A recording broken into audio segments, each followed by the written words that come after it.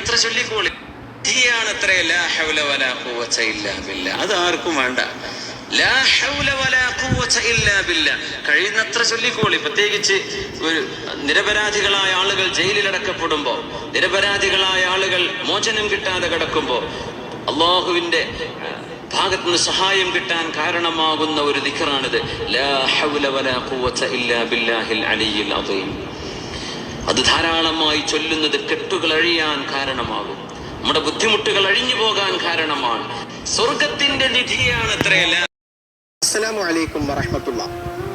ഓരോ ദിവസം കൂടുന്തോറും കടം വർദ്ധിച്ചു വരികയും കടം കാരണം ജീവിതം തന്നെ ഇല്ലാതാക്കിയേക്കാം എന്ന് ചിന്തിക്കുന്നവരുണ്ട്. വിഷമിക്കണ്ട, പരിഹാരം ഖുർആനിലുണ്ട്.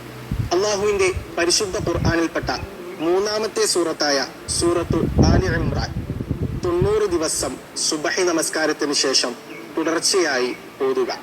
ഇനി ഖുർആൻ ഓതാൻ അറിയില്ലെങ്കിൽ നിങ്ങൾ വിഷമിക്കണ്ട. യാ ഗനിയു യാ മുഗനി എന്ന അള്ളാഹുവിന്റെ പരിശുദ്ധമാക്കപ്പെട്ട ഇസ്മ 666 വീതം 90 ദിവസം സുബഹി നമസ്കാരത്തിന് ശേഷം ചൊല്ലി ആത്മാർത്ഥമായി ദുആ ചെയ്യുക. ഇൻഷാ അല്ലാഹ് എത്ര വലിയ കടമാണെങ്കിലും അത് വീടാനുള്ള വഴി റബ്ബ് കാണിച്ചു തരും.